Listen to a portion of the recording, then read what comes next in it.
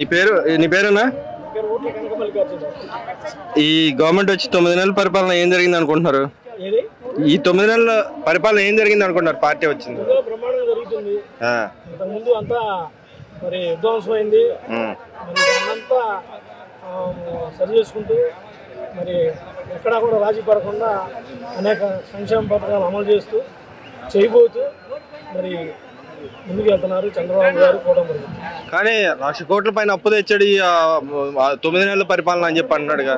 నిజంగా మామూలుగా పసుపు స్మారడిగా చేసి ఉన్నాయి లేనట్టు లేని ఉన్నట్టు వాళ్ళు చెప్పేదే అబద్ధాలు, చెప్పేది మొత్తం మోసం అబద్ధాలు అన్నీ చూశారు. గత 5 సంవత్సరాలు చూశారు జనం అందరూ. ఇప్పుడు వాళ్ళ మాటలు ఇదే పరిస్థితులు ఎవరైనా లేరు. కానీ ఆయన అంటున్నాడుగా మోసపోయి ఓట్లు వేశారు, ఇంకా మోసం చేస్తాడు, లేడీస్ ని అందరూ మోసం చేస్తాడు అన్నాడు. సీట్లు కూడా రాకుండా ఉంటాయి, ఆయనకే జరిగిద్ది ఆ మోసం కూడా. జనం ఆ 11 సీట్లు కూడా ఎందుకు ఇచ్చారని జనం అనుకుంటున్నారు. అంటే ఇక్కడ అంటున్నాడు వచ్చే 3 ఏళ్లలో నేనే వస్తాను, నెక్స్ట్ 30 ఏళ్ళు మనమే ఉంటాం అని చెప్పి అంటున్నాడుగా. రోజు కొనుక్కొని రోజు కలగంటే మాత్ర వేసుకొని లేకపోతే కొద్ది మందు కొట్టు చక్కగా కొనుక్కొని కళ్ళకంటూ ఉండమను. కళ్ళకంటూ ఉంటే అంటే ఇప్పుడు ఆయన కళ్ళలోనే ఉన్నానంటాడా? మరి కళ్ళలో కాకపోతే 151 సీటుకి 11 సీట్లు ఇచ్చారంటే మరి ఆయన పనితీరు, ఆయన్ని జనం అంతా ఆదరించారు. ఆ సంగతి ఆయనకి అర్థం కావట్లేదు. ఇంకా అంటే ఆయన ఏం తప్పు చేశాడు అంటారు అసలు? గతంలో తప్పే ఉందో, చేసింది మొత్తం తప్పులే కదా. ఏం చేశాడు ఆయన? సంక్షేమ పథకం కానీ ఏ పథకాలని 100 మందిలో 20 మందికో 25 మందికో ఇచ్చారు తప్ప అందరికీ అందలేదు. అభివృద్ధి అసలు అభివృద్ధి 5 సంవత్సరాల్లో ఆయన ఏ ప్రాజెక్ట్ అయినా పూర్తి చేశాడా? ఏ పిచ్చి అన్న కట్టాడా? ఏమన్నా రోడ్లు వేశాడా? ఏం చేశాడు?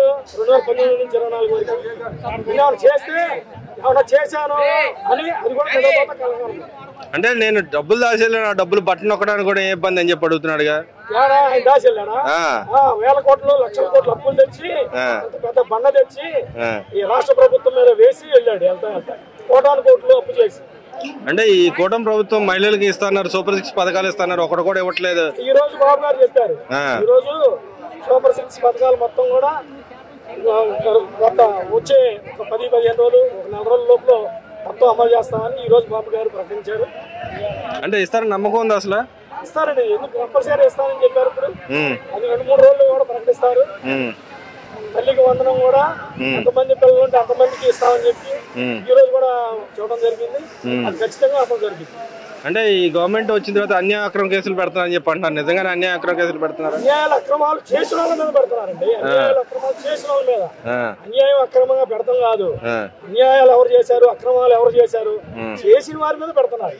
అంటే విడుదల రజనీ గారు వ్యవహారం చూసుకుంటే ఏమన్నా క్రషర్స్టోన్ ఆయన దగ్గర డబ్బులు తీసుకున్నారని చెప్పి ఆయన కేసు పెట్టాడు. కానీ దాని వెనకాల ఎంపీ గారు చంద్రబాబు నాయుడు గారు ఉండి చేపిస్తున్నారు, నా మీద కేసులు పెడతారని అంటుంది కదా. ఎన్నైనా చెప్తారు. ఇప్పుడు వాళ్ళు ఏంటంటే ఒక దీంట్లో ఉన్నారు, ఏది ఓటమి బాధతో ఉన్నారు. ఆ బాధతో వాళ్ళు ఏం మాట్లాడుతున్నారో ఏం చేస్తున్నారో ఇది కొత్త ఊహల్లో వెళ్తున్నామైతే మేమే వస్తాం, మేమే చూస్తాం, మేమే చేస్తాం.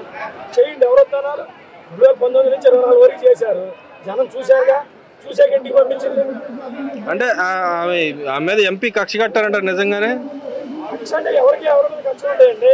అక్రమాలు అన్యాయాలు చేస్తే తప్ప అది చట్టపరంగా చట్టం చూసుకుంటుంది. కానీ ఒక వ్యక్తుల మీదుగా మా పార్టీ టీడీపీ పార్టీ అనేది వ్యక్తుల మీదుగా కేసులు ఏమి కాదు. వాళ్ళు చేసే అన్యాయాలు అక్రమాల మీదే కేసులు. అంటే గతంలో మహిళల మీద మాట్లాడిన వ్యక్తుల మీద కేసులు పెడుతున్నారు, అది అక్రమ కేసులు అని చెప్పి అంటున్నారు. నిజంగానే అయితే మరి అతను మాట్లాడిన మాటలు ఎన్ని విని అక్రమని అంటున్నారు. మరి ఆ రోజు అట్లా మాట్లాడినప్పుడు ఏం చేశారు? ఆ రోజు కూడా చెప్పొచ్చు కదా, ఆ రోజు అన్యాయం అనొచ్చు కదా. అంటే ఇష్టానుసారంగా కుటుంబ సభ్యుల్ని మహిళల్ని ఎట్లా పడితే అట్లా మాట్లాడేసి ఏది పడితే అది అనేసేసి ఇవాళ మాకేం తెలియదు అంటే నిన్న కోర్టు కూడా, సుప్రీంకోర్టు కూడా వ్యాఖ్య చేసింది, భావ స్వేచ్ఛ ఉంది, అక్రమ కేసులు పెడతానికి వీల్లేదు. ఇది అంటే నేను ఏమైనా మాట్లాడొచ్చా, ఏమైనా చేయొచ్చా? ఏమైనా మాట్లాడొచ్చు, ఏమైనా చేయొచ్చా? రూల్ ఉందా? అది ఇప్పుడు ఏ చట్టమైనా ఏ కోర్టు అని చెప్పదు కదా. అట్లా అంటే అదే కోర్టు ఇంకో వ్యాఖ్య కూడా వేసింది. గతంలో ఒక వ్యక్తి సోషల్ మీడియా వేదికగా మహిళలను కించపరుస్తుంటే ఇలా చేయడానికి వీల్లేదు, దీని మీద కట్టడి చేయాలని అదే కోర్టు చెప్పింది. ఇప్పుడు వాళ్ళు అంటున్నారు, వైసీపీ నాయకులు అంటున్నారు, అక్రమ కేసులు ఏదైనా ఈ గవర్నమెంట్ చంపబెట్టు కూటమి ప్రభుత్వానికి అన్నారు. నిజంగానే చంపబెట్టలాంటిదా? ఎందుకైతే అట్లా ఏమేం కాదు. ఇప్పుడు ఒక మనిషిని ఇంకో మనిషి దూషిస్తున్నాడంటే అది ఖండించకపోతే కోర్టుకి పరిష్కరించలేకపోతే మరి రాను రాను సమాజం ఏమైంది, సమాజం ఎక్కడికి పోయింది, సమాజంలో శాంతి భద్రతలు ఏమవుతాయి. ఇప్పుడు ఒక మాట మాట్లాడారు, ఇంకో మాట మాట్లాడారు. అట్లా దోషణను ప్రతి దోషణను చేసుకుంటూ పోతే అది సమాజానికి ఎంతవరకు మంచి జరిగిందంటారు? అంటే ఇక్కడ కోర్టులు వ్యవహార శైలి కూడా ద్వంద్వ విధానాలు ఉంటాయని ఎలా చూడొచ్చంటారు? మరి కోర్టు కూడా పరిశీలించి మరి తగిన న్యాయం చేసి మరి చేయాల్సిన అవసరం ఎంతైనా ఉంది. తప్పు మాట్లాడారు, దానికి శిక్షణ కఠినంగా ఉండాలి. శిక్షలు కఠినంగా ఉంటే ఇంకో వ్యక్తి మాట్లాడడానికి బయటపడతాడు. అంతేగాని శిక్షలు పడకుండా వాళ్ళని స్వేచ్ఛగా వదిలేసి బజార్లో తిరిగితే పిచ్చుకొక్కలుగా మాదిరిగా వదిలేసేస్తే మన జనానికి కొంచెం ఇబ్బందికరం కదా. అదేవిధంగా వివేకానంద రెడ్డి గారి హత్య కేసులో అవినాష్ రెడ్డి అంతా చేశాడని చెప్పి ఈ అఫిడవిట్ గవర్నమెంట్ దాఖలు చేసింది, దాన్ని ఎలా చూస్తారు? నిజంగానే అవినాష్ రెడ్డి గారు దాని వెనకాల ఉన్నారంటారా? వాళ్ళు దాని ప్రకారమే జగన్మోహన్ రెడ్డి, భారతి గారు, మరి అవినాష్ రెడ్డి గారు వాళ్ళ పెద్దల సమక్షంలో వాళ్ళందరూ కావాలనే వివేకానంద గారిని హత్య చేయడం జరిగింది. దాన్ని మరి తెలుగుదేశం పార్టీ మీద బురద జల్లి చంద్రబాబు నాయుడు గారు చంపారు, లేకపోతే లోకేష్ గారు చంపారు అని చెప్పేసి వాళ్ళ మీద అభూత కల్పనగా మాట్లాడే ఆ రోజే నాటకాలు ఆడారు. చంపిందాళ్ళే, దండలేసిందాళ్ళే, పోయి చిరునవ్వుతో చిందిస్తూ అక్కడ నుంచి ఉంది ఆయన. ఇప్పటికే న్యాయం జరిగింది అంటారు ఆమెకి, వివేకానంద రెడ్డి గారి కుమార్తెకి? సునీత మేడం గారికి అయితే ఖచ్చితంగా న్యాయం జరిగిద్దని ఆశిస్తున్నాము. మరి ఆమె న్యాయం జరగాలని భగవంతుడు కూడా వెళ్తున్నాం.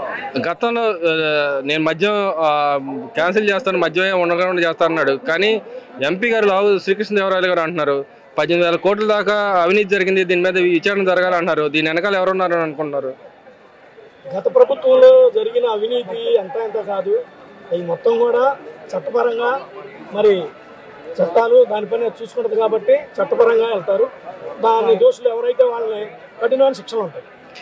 అదేవిధంగా అమరావతి సెల్ఫ్ ఫైనాన్స్ తో డెవలప్ అయితే అని చెప్పారు. ఇప్పుడు 60,000 కోట్లు ఎందుకు అప్పు చేస్తున్నారని అడుగుతున్నాడుగా. అవసరాలను బట్టి మరి చేయాల్సిన అవసరం ఉంది.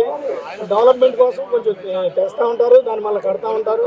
ఆదాయ వనరులు చూసుకొని మరి చేయాల్సిన అవసరం ఉంది. వాళ్ళ అమరావతి రాజధాని మరి నూతన నిర్మాణం అంటే ఈ మరి గత 5 సంవత్సరాలు సర్వనాశనం చేసి విధ్వంసం చేసి అన్ని కూలగొట్టి మరి ప్రజావేదిక కూడా ఎలా కూలగొట్టారో, మరి ఎంత ఉద్యోగాలు సృష్టించారో మరి జనమందరూ చూశారు. మరి మా పునర్నిర్మాణం కోసం కొద్ది ఖర్చు అవుతుంది, మరి అవి కొన్ని తేవాల్సి ఉంటాయి. మరి కొన్ని వనరులు అవన్నీ కూడా మరి చేయాల్సిన అవసరం ఎంతైనా ఉంది. ఖచ్చితంగా మరి ఈ కూటమి ప్రభుత్వం తప్పనిసరిగా చేసిద్దని ఆశ. ఈ కూటమి ప్రభుత్వం వచ్చిన తర్వాత అక్రమ కేసులతో పాటుగా లా అండ్ ఆర్డర్ లేదని అంటున్నారు. నిజంగా పరిస్థితి ఉందా రాష్ట్రంలో? లా అండ్ ఆర్డర్ ఖచ్చితంగా ఉందండి. లా అండ్ ఆర్డర్ లేకపోతే జనం స్వేచ్ఛగా తిరగరండి. గత ప్రభుత్వంలో ఇంత స్వేచ్ఛగా జనం రోడ్ల మీదకి వచ్చి లేదా ఇంత పండుగ వాతావరణం కానీ ఏ పండుగలు వచ్చినా జరుపుకోవడం కానీ గత 5 సంవత్సరాల్లో మరి ఎక్కడా చూసింది లేదు. ఇప్పుడు ఏ పండుగ వచ్చినా చక్కగా మరి స్వేచ్ఛగా ఎవరి పండుగ వాళ్ళు చక్కగా నిర్వహించుకుంటున్నారు. జనం కూడా సుఖ సంతోషాలతో ఉన్నారని ఈ 9 నెలల్లో పాలన బాగుందని మనం బాగా చూస్తున్నాం. మరి అంటే ఈ చంద్రబాబు నాయుడు గారు గతంలో మోసాలు చేసాడు, ఇప్పుడు కూడా అదే మోసాలు చేస్తున్నాడు అంటున్నారు. నిజంగా నా మోసాలు చేస్తున్నారు? అబద్ధాలు చెప్తారండి. మోసాలు అంటే మోసాలు చేస్తే మళ్ళీ ఎందుకు గెలుస్తారండి? అంత పెద్ద మెజార్టీతో మోసాలు చేసే వాళ్ళు గెలుస్తారా? ఇప్పుడు ఆయన ఒక విజన్ అన్న నాయకుడు అని చెప్పి జనం గెలిపించారు, ఒక విజన్ కోసం గెలిపించారు. ఆయన అయితేనే కుటుంబ పెద్దగా అందరికీ అన్ని వనరులు సమకూర్చి ఇక రాష్ట్ర భవిష్యత్తును తీర్చిదిద్దే పెద్ద నాయకుడు అని చెప్పేసి ఆయనకి ఈరోజు పట్టం కట్టారు. రాబోయే 30 ఏళ్ళు ఎవరు ఉంటారు? ఇటు చంద్రబాబు నాయుడు గారు ఉంటారు, అటు జగన్మోహన్ రెడ్డి గారు ఉంటారా? ఖచ్చితంగా తెలుగుదేశం పార్టీ కూటమి, తెలుగుదేశం పార్టీ ఇవాళ పటిష్టంగా ఉంది. 1 కోటి మంది కార్యకర్తలతో ఇవాళ పటిష్టంగా ఉంది. మరి ఈరోజు తెలుగుదేశం పార్టీ అంటే 2047 వరకు కూడా తెలుగుదేశం పార్టీ అధికారంలో ఉంటుందని ఆశిస్తున్నాం.